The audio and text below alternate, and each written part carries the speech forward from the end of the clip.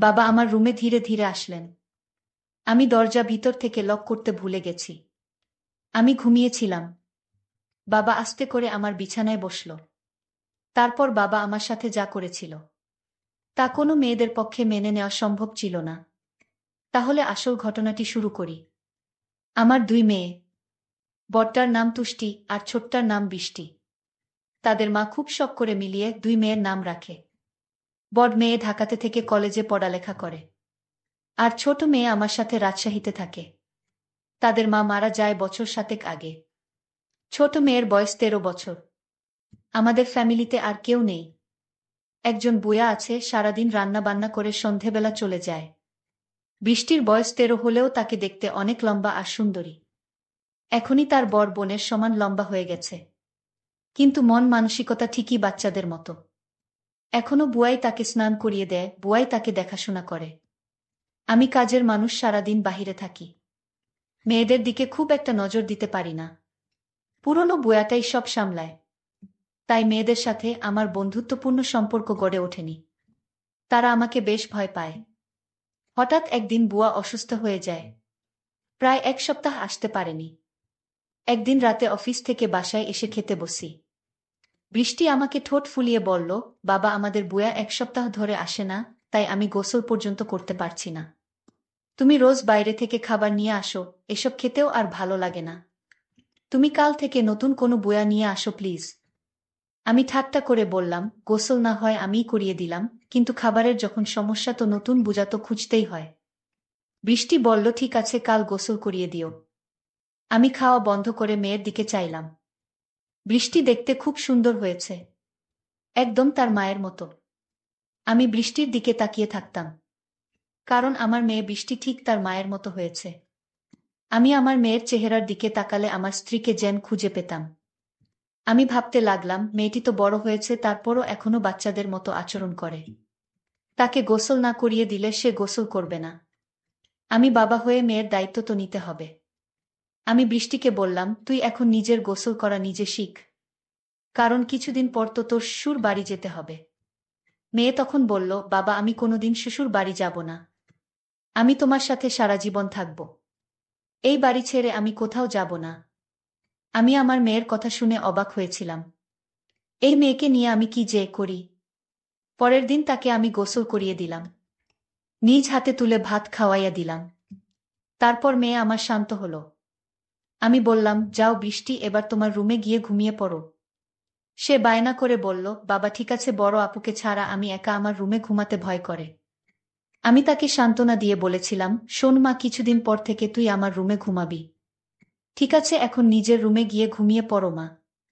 তারপর মেয়ে যখন তার নিজের রুমে ঘুমাতে গেল, আমি গভীর রাতে আমি ধীরে ধীরে মেয়ের শোবার ঘরে গেলাম। গিয়ে দেখি সে টিভি দেখছে। আমি তাকে গিয়ে বললাম, মা তুমি এখনো টিভি দেখছো? আমার মেয়েকে বললাম, মারে, তোর মুখের দিকে তাকালে তোর মায়ের মুখটা আমার চোখের সামনে ভেসে উঠে। আমার কথা শুনে সে খুব খুশি হলো। আমি আমার মেয়ের দিকে তাকিয়ে রইলাম। আমি যেন আমার মেয়ের মাঝে আমার স্ত্রীকে খুঁজে পেলাম। আমি যখন এভাবে তাকিয়েছিলাম, সে কিছুটা অবাক হলো, বলল, তোমার কি হয়েছে বাবা? তুমি এভাবে আমার দিকে তাকিয়ে আছো কেন? আমি তোমার খুব আদরের মেয়ে, তাই না বাবা? আমি বললাম, হ্যাঁ মাম্মি, তুমি খুব আদরের মেয়ে আমার। আমার বাবা বলল, মাম্মি তোমার সাথে আমার একটা কথা ছিল। কি কথা? বাবা, মাম্মি তুমি আমার কথাটা রাখবে মাম্মি। আমার মেয়ে বলল, বাবা তুমি আমার জন্মদাতা, আর তোমার কথা কি আমি ফেলতে পারি? আমি তোমার সব কথা রাখব। তোমার কথা না রাখলে যে আমার অমঙ্গল হবে। আমি ভাবতে লাগলাম, কিভাবে কি করা যায়। হঠাৎ বুদ্ধি এলো মাথায়। আমি তাকে গম্ভীর হয়ে জিজ্ঞেস করলাম, কতদিন গোসল করিস না মা? প্রায় 1 সপ্তাহ। তাই? আচ্ছা ঠিক আছে, চলো আমি তোমাকে আজ গোসল করিয়ে দেই। কাজের বুয়া আসবে কোনোদিন, আর তুমি এতদিন গোসল ছাড়া থাকবা মাম্মি। গোসল না করলে ঘুম হবে না মাম্মি রাতে। তাই চলো আগে গোসলটা করিয়ে দেই। তুমি আমার মেয়ে, আমি তোমার যত্ন না করলে লোকে মন্দ বলবে। তাছাড়া আমি তোমাকে এভাবে থাকতে দিতে পারি না। চলো মাম্মি, তোমাকে গোসলটা করিয়ে দেই। এতদিন গোসল না করলে শরীর খারাপ হবে। মেয়ে বলল, এখন তো রাত, কাল সকালে করি আব্বু। আমি আমার মেয়ের কথা মেনে নিলাম। তবে মা, কাল তো আমি কাজে চলে যাব। ফিরতে আবার রাত হবে। মেয়ে বলল, ঠিক আছে বাবা, তাহলে কাল রাতে তুমি গোসল করিয়ে দিও। যাও বাবা, এখন গিয়ে ঘুমাও। আমিও ঘুমাবো। ঠিক আছে মা, তাহলে তুই ঘুমিয়ে পড়। আমিও ঘুমাতে গেলাম।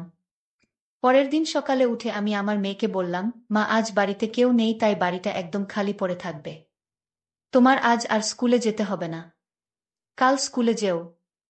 আমি বাবার কথা শুনে খুব খুশি হলাম, কারণ আজ সারাদিন টিভি দেখতে পারবো। সেদিন আমি সারাদিন ঘরে বসে টিভি দেখেছিলাম। বড় আপুর সাথে ফোনে কথা বলেছিলাম। সন্ধ্যা ঘনিয়ে আসছে, বাবা এখনো বাড়িতে ফিরছে না। আমি বাবার জন্য অপেক্ষা করতে লাগলাম। কিন্তু বাবা প্রায় রাত 10টার দিকে বাড়িতে ফিরল। আমি বাবাকে জিজ্ঞেস করলাম, বাবা এত দেরি হলো কেন? আমি তোমার জন্য সেই কখন থেকে অপেক্ষা করছি। তোমার কোনো খবর নাই।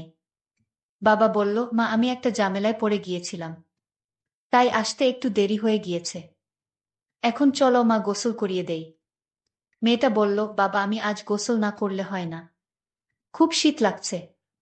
আমি মেয়েকে বললাম, মা আজ তোমার গোসল করতে হবে, নইলে তোমার শরীরে অসুখ হয়ে যাবে। শরীরের সর্দি জ্বর আসতে পারে। আমি বাবার কথা শুনে বললাম, ঠিক আছে বাবা, চলো আমি গোসল করব। আমি তাকে বাথরুমে নিয়ে গেলাম। তারপর আমার ছোট মেয়েটাকে গোসল করিয়ে দিলাম। আমার লক্ষ্মী মেয়েটা বলল, বাবা আজ মাথাটা অনেক ভালো লাগছে, আমার শরীরটা ভালো লাগছে। আমি বললাম, গোসল হচ্ছে আল্লাহর নেয়ামত, গোসল না করলে শরীর ভালো লাগে না, রাতে ঘুম হয় না। আজ তোর অনেক ভালো ঘুম হবে। তারপর রাতের খাবার খেয়ে যখন আমি ঘুমাতে গেলাম, আমার মেয়ে বলল, বাবা আজ তুমি আমার রুমে ঘুমাবে, কারণ এই রুমে আমি একা একা থাকতে ভয় লাগে। আগে তো আপু আর আমি একসাথে থাকতাম। আমি আমার মেয়ের কথা শুনে বললাম, ঠিক আছে মাম্মি, তুমি আমার রুমে চলে আসো। আমি আর আমার মেয়ে গল্প করতে শুরু করলাম। আমার মেয়ে আমায় জিজ্ঞেস করল, বাবা তুমি মায়ের অভাব বোধ করছো? হ্যাঁ মা, তোর মা তুই অনেক ছোট থাকতে মারা গিয়েছিল। আমি তোদের কথা চিন্তা করে আমি আর কোনো বিয়া করিনি, কারণ সৎ মা বাড়িতে নিয়ে আসলে আরো যন্ত্রণা বাড়বে।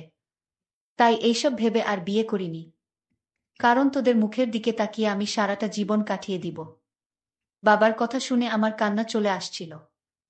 আমার বাবা তার নিজের সুখ খুঁজেননি, আমাদের সুখের জন্য বাবা সারাটা জীবন এভাবে কাটিয়ে দিল।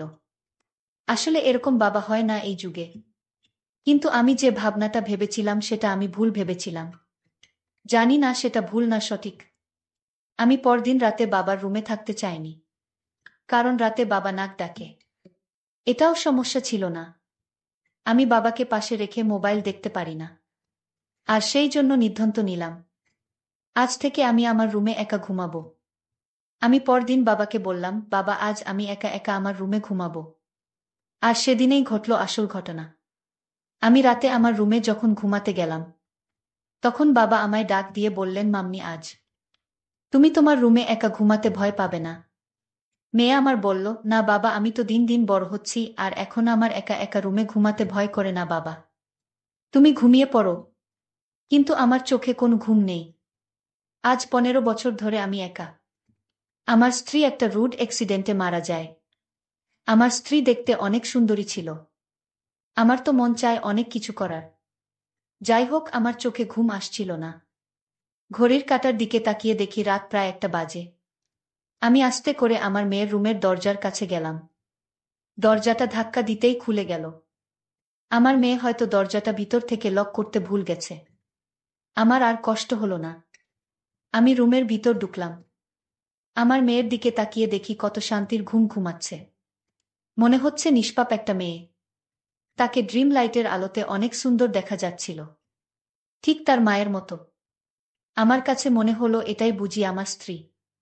আমার নিজের মেয়েটাকে দেখে আমার অন্যরকম অনুভূতির সৃষ্টি হলো। আমি ধীরে ধীরে মেয়ের বিছানার পাশে গিয়ে বসলাম। এক নজর তার দিকে তাকালাম।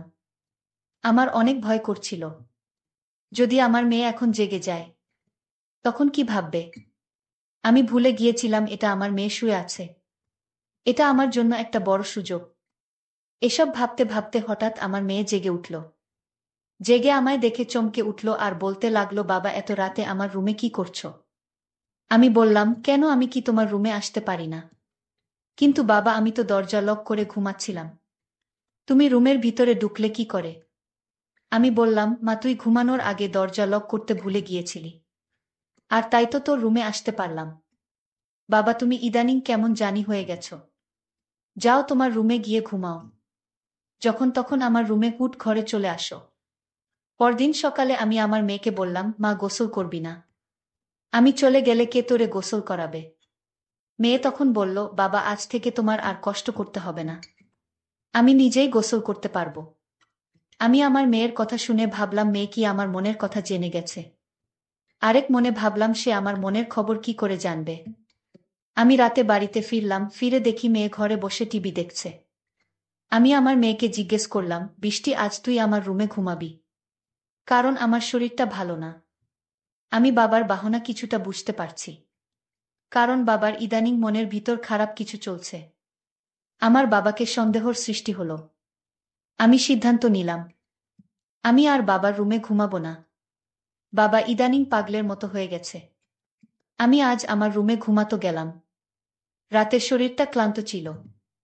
তাই আজ সকাল সকাল ঘুমিয়ে পড়েছিলাম। রাত যখন গভীর হলো, আমি অনুভব করলাম আমার রুমে কে যেন প্রবেশ করছে। আমার সাথে অদ্ভুত আচরণ করার চেষ্টা করছে। আমি যখন বুঝতে পারলাম, আমি ঘুম থেকে উঠে বাবাকে দেখতে পাইলাম। আমি বাবাকে বললাম, বাবা এত রাতে আমার রুমে কেন আসলে? আর আমার সাথে এমন আচরণ কেন করছো? বাবা তুমি ভুলে গেছো আমি তোমার মেয়ে। তুমি এখনই রুম থেকে বাহির হয়ে যাও। বাবা তখন চিৎকার করে বলল, আমি এ রুম থেকে যাব না। এই রুমে আমার স্ত্রী লুকিয়ে আছে। বের করে দাও আমার স্ত্রীকে।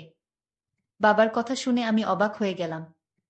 আশ্চর্য তো বাবা, এসব কি বলছে? বাবা আমি তোমার আদরের মেয়ে, তুমি এসব কি বলছো বাবা? তুমি যদি আমার সাথে খারাপ আচরণ করো তাহলে আমি ভুলে যাব তুমি আমার বাবা। বাবা আমায় বলল, আজ আমি মরে যাব তাও আজ এই রুম থেকে বের হব না। বাবার এমন কথা শুনে আমি বাবাকে একটা ধাক্কা মেরে ফেলে দিলাম। বাবা তখন অজ্ঞান হয়ে লুটিয়ে পড়ল। আমি তাড়াতাড়ি বড় আপুকে ফোন দিলাম। বড় আপু আর আমি বাবাকে হাসপাতালে নিয়ে গেলাম। বাবা 3 দিন যাবত অজ্ঞান ছিল।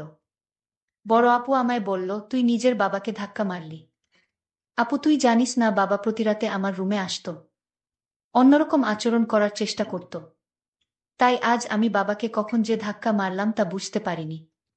বাবার যখন জ্ঞান ফিরল ডাক্তার বলল, আপনার বাবা পাগল হয়ে গিয়েছে। ওনার ব্রেন নষ্ট হয়ে গিয়েছে আর তাই আপনার সাথে এরকম খারাপ করত।